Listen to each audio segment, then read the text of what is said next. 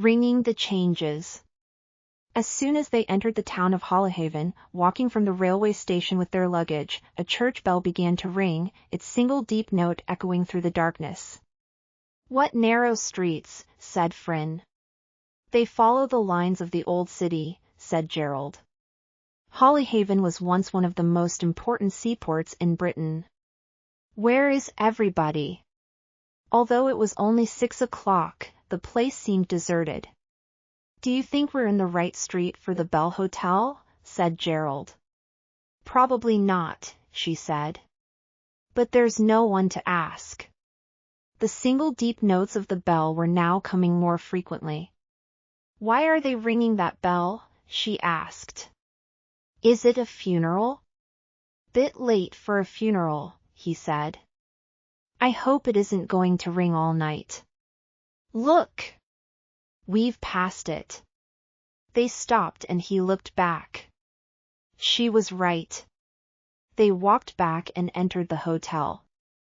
A woman who seemed to be the landlady came forward to greet them. "Mr. and Mrs. Banstead," she said. "I'm Hilda Pascoe. Don, my husband, isn't very well." Gerald felt full of doubts. He had chosen the hotel from a guidebook and was already regretting it. It was partly Fryn's fault for insisting that they go somewhere he did not know for their honeymoon. "I'm sorry to hear that," said Fryn. "What's the trouble?" "It's always the same trouble with Don," said Mrs. Pascoe, then hesitated. "It's his stomach," she said. Gerald interrupted. "Could we see our room?" "So sorry," said Mrs. Pascoe. "Will you sign the hotel book first?" She passed the book to Gerald. He wrote his name and address, and noticed that the last visitors in the book had been several weeks ago. "We're always quiet in October," said Mrs. Pascoe, watching him. "Are we alone in the hotel?" asked Gerald. "Except for Commandant Shotcroft. He's resident." "What's that bell?" asked Gerald. Apart from anything else, the sound was much too near. Mrs. Pascoe looked away quickly. "Practice," she said. "Do you mean there will be more of them later?" She nodded. "But let me take you to your room." Before they had reached the bedroom, the whole peal of bells had begun. "Is this the quietest room you have?" asked Gerald. "What about the other side of the house?" "This is the other side of the house. St. Guthlac's church is over there." She pointed out through the bedroom door. "Darling," said Fryn, her hand on Gerald's arm, "they'll soon stop. They're only practicing." Mrs. Pascoe said nothing. Her expression indicated that if Gerald and Fryn chose to leave, they were free to do so. "What time's dinner?" Gerald asked her. 7:30. "You've time for a drink in the bar first." She went away. "Actually, I like church bells," said Fryn. She stood by the window looking down into the street. "There's still no one around." "I expect they're all in the bar," said Gerald. "I don't want a drink. I want to explore the town and look at the sea." Mrs. Pascoe was not around when they went downstairs, nor were there sounds of anyone else in the hotel. Outside, the noise of the bells seemed to be immediately over their heads. "Do you think the sea's down there?" shouted Fryn. She pointed down the street, which seemed to end in nothing.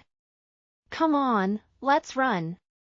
There was nothing for him to do except run after her. Then she stopped and held her arms wide to catch him. The top of her head hardly came up to his chin.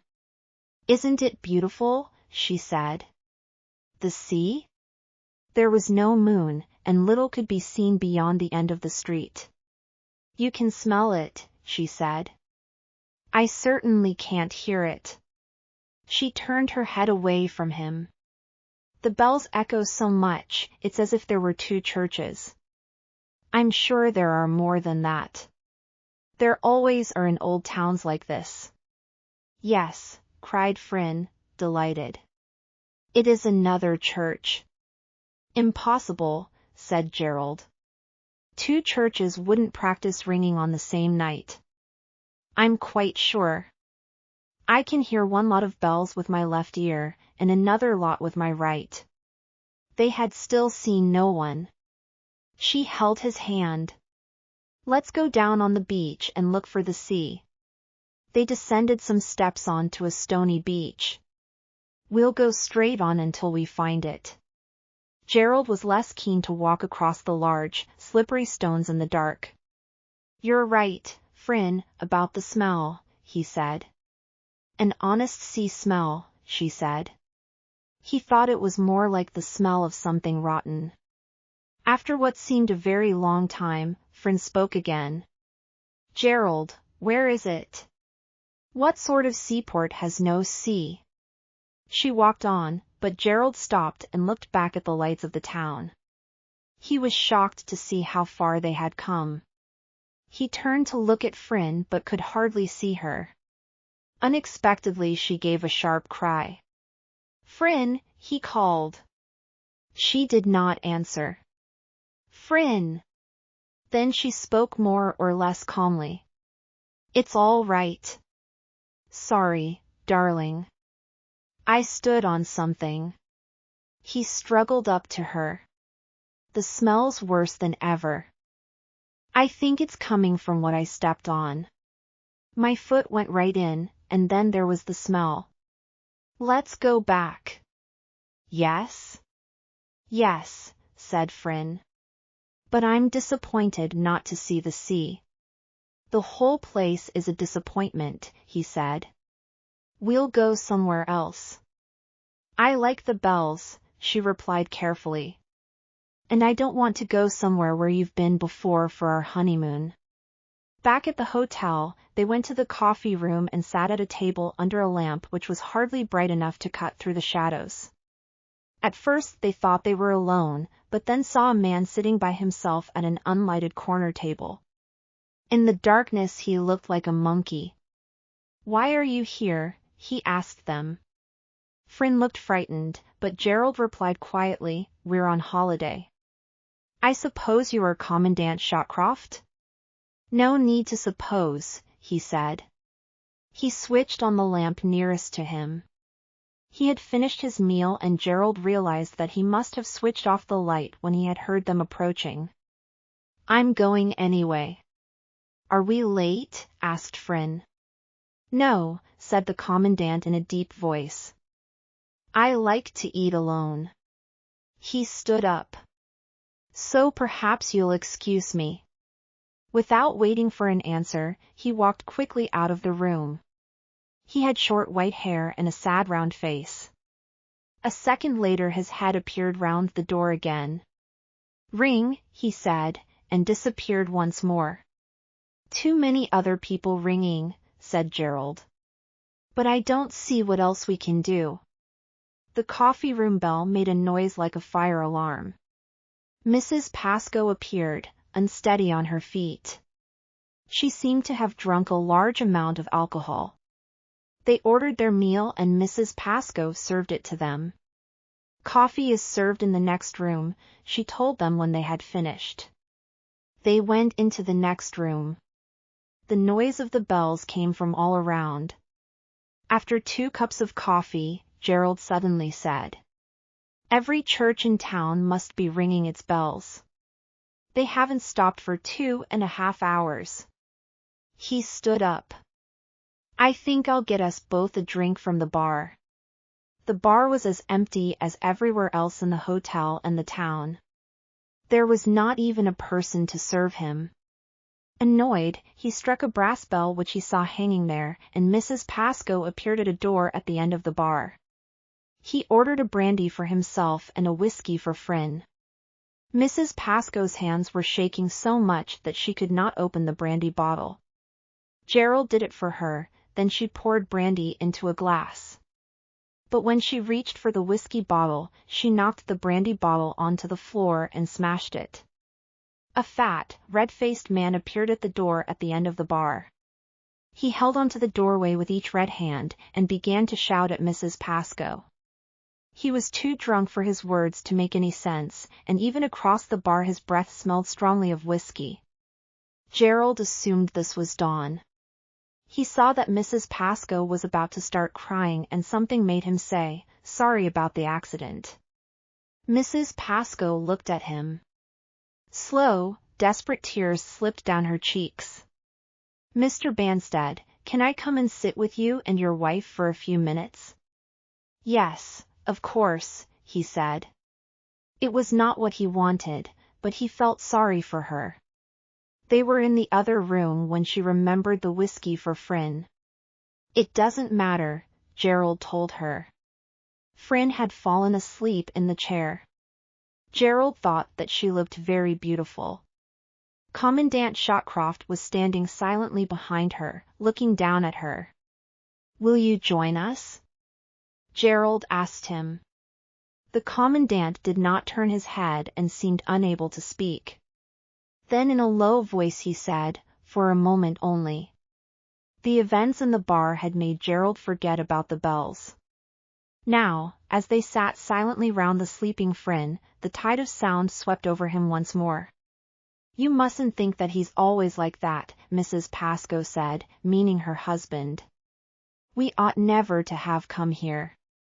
We were happy in South Norwood." "What made you leave?" asked Gerald. "Dawn's stomach.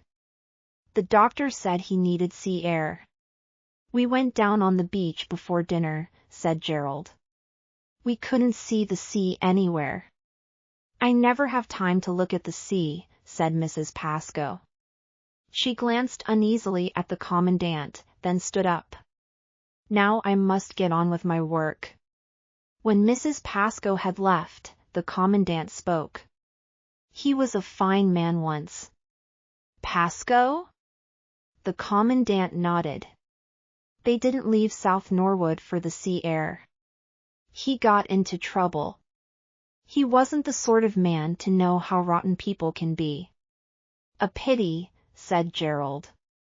"Perhaps this isn't the best place for him." "It's the worst," said the commandant, a dark flame in his eyes. "For him or anyone else." Fryn moved in her sleep and both men remained silent until she was breathing steadily again. Against the silence within, the bells sounded louder than ever.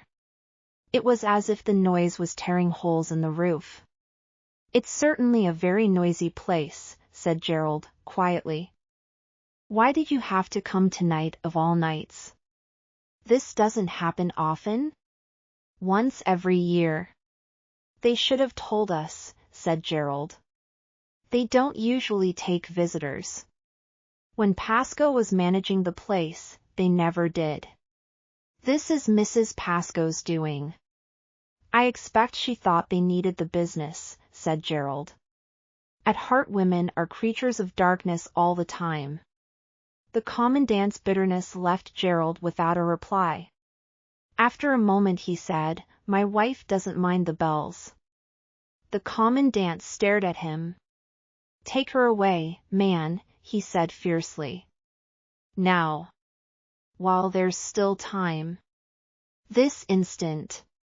"They can't go on practicing all night," said Gerald. "They're not practicing," the commandant said coldly. "They're ringing to wake the dead." Gerald's face went very pale and he turned to look at Fryn. His voice dropped to a whisper. "What happens?" The commandant, too, was nearly whispering. "No one knows how long they have to go on ringing. It varies from year to year, but you should be all right until midnight. In the end, the dead awake. First one or two, then all of them. Tonight even the sea moves back. You've seen that yourself. In a place like this there are always several drowned each year. This year there have been more than several. But most of them come not from the water but from the earth." "Where do they go?" "I've never followed them to see." "I'm not mad." There was a long pause. "So you advise me to go," said Gerald. But I have no car. Then walk, said the commandant. She's young and strong. 20 years younger than you and therefore 20 years more important. Yes, said Gerald. I agree. What will you do? I've lived here for some time now. I know what to do. Suddenly Fryn sat up. Hello, she said, not completely awake. What fun! The bells are still ringing.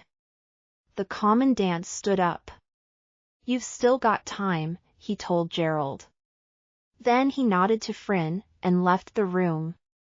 What have you still got time for? Asked Fryn, stretching. Nothing important, said Gerald. Sorry, I'm so sleepy. Shall we go for another walk? That would wake me up. And perhaps the sea has come in.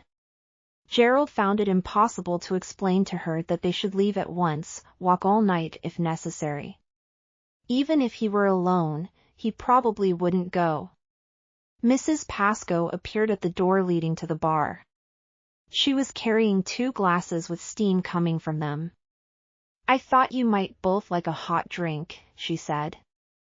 Thank you, said Fryn. How nice.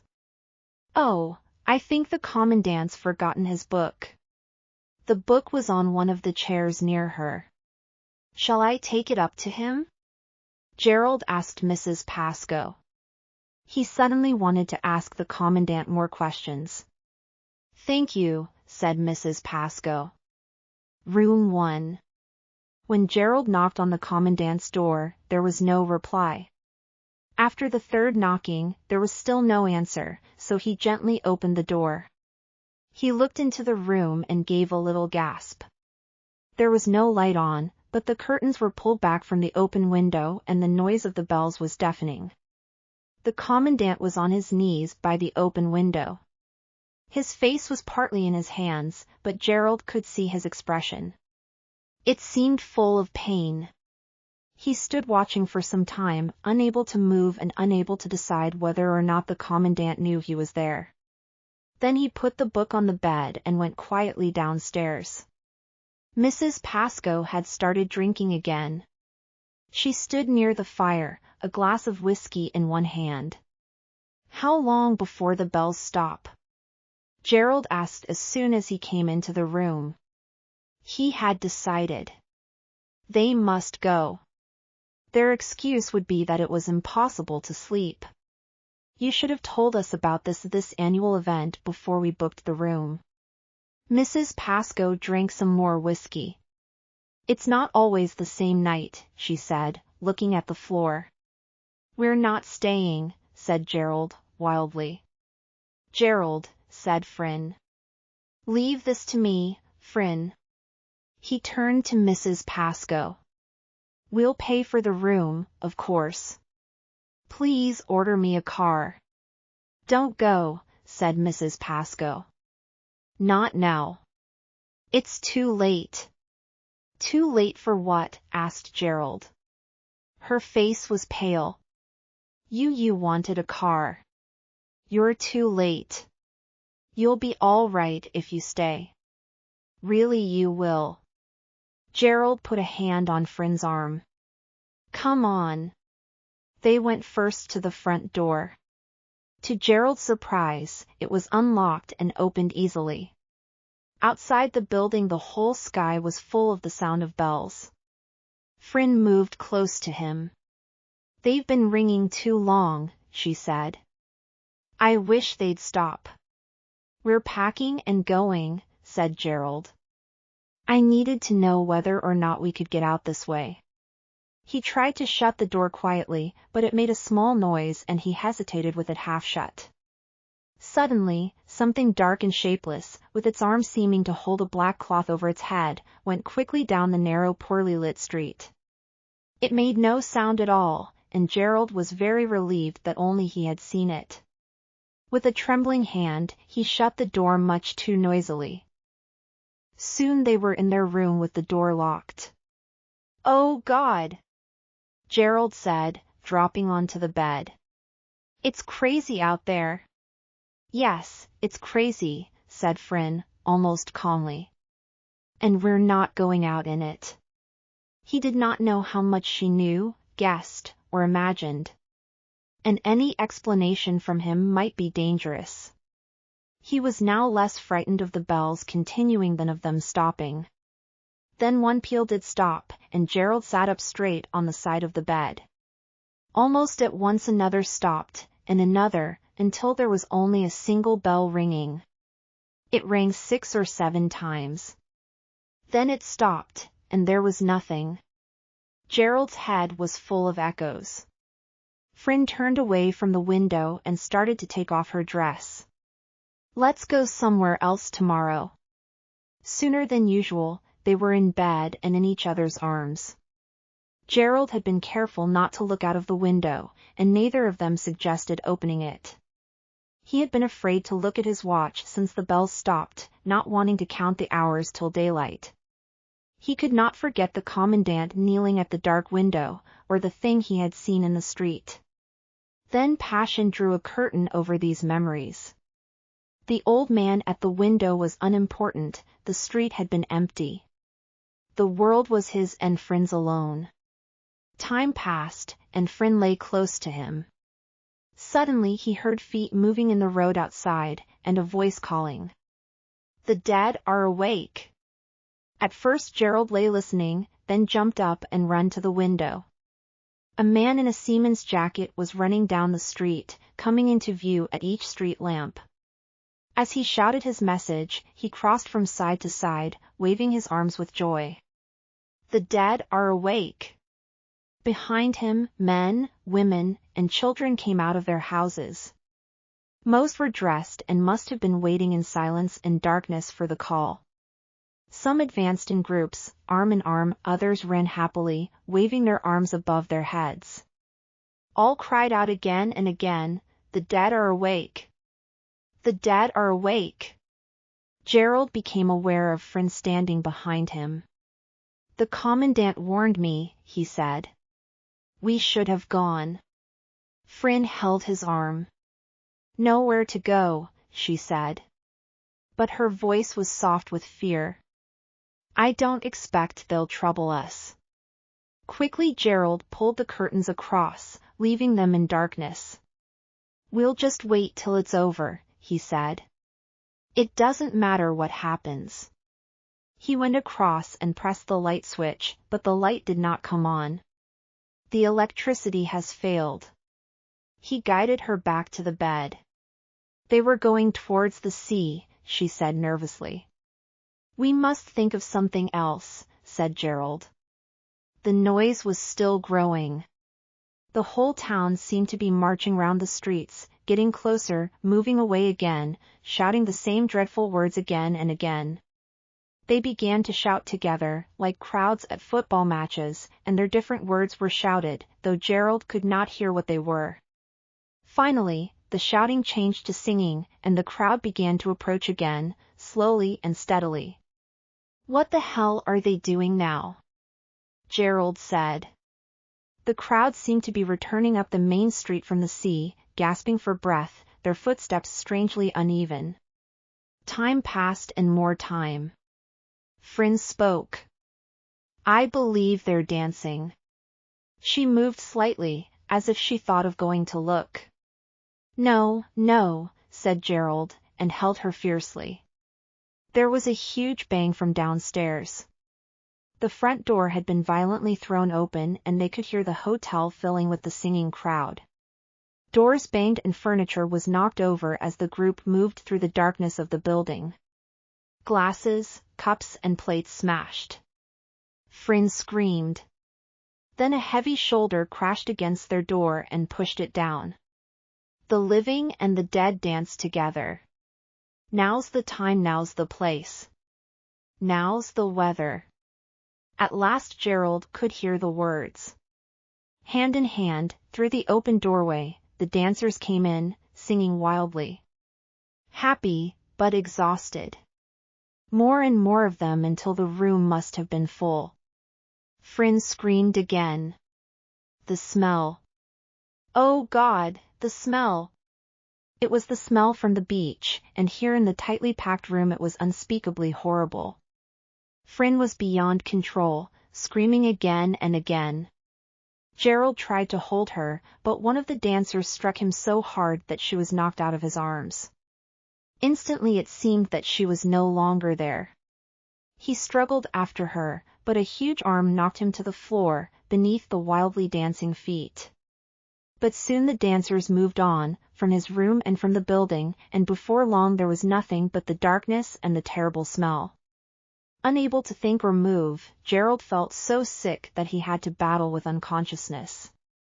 At last he struggled into a sitting position and put his head on the torn sheets of the bed. For a while everything went black, then he heard footsteps coming down the dark passage. The commandant entered, holding a lighted candle. "She's safe." "No thanks to you." He stared coldly at Gerald. Gerald tried to stand up. He was terribly bruised, but deeply relieved to hear that Fryn was safe. "Is it thanks to you?" he asked.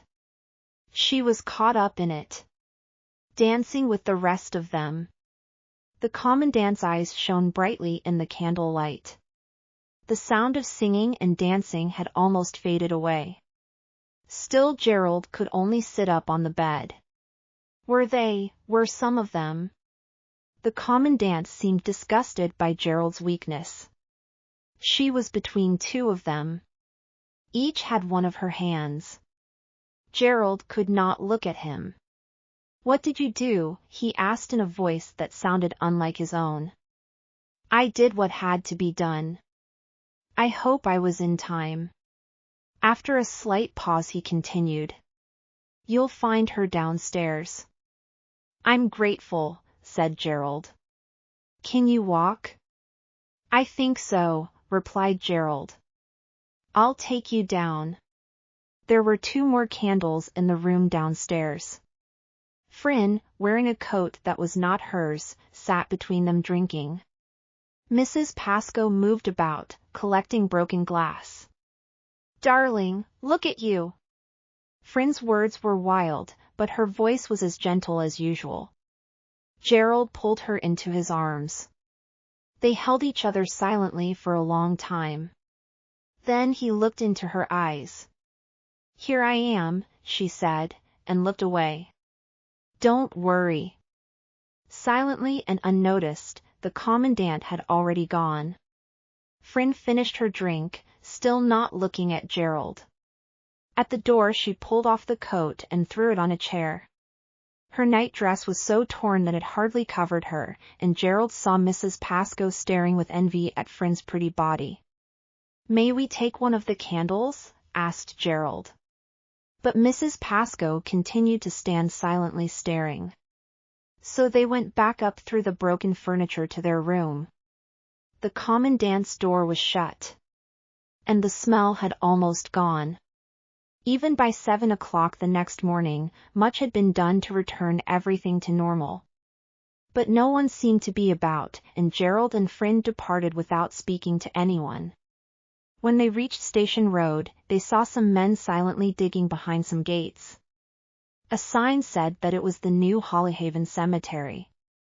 In the mild light of an autumn morning, the sight of the silent workers was horrible, but Fryn did not seem to find it so. Indeed, her cheeks reddened and for a moment her soft mouth became even more beautiful, more inviting. She seemed to have forgotten Gerald, so that he was able to examine her closely for a moment. It was the first time he had done this since the night before. Then, once more, she became herself. But in those few seconds Gerald had become aware of something dividing them which neither of them would ever mention or ever forget. Hope you have enjoyed the story. Subscribe to find more fascinating and exciting stories.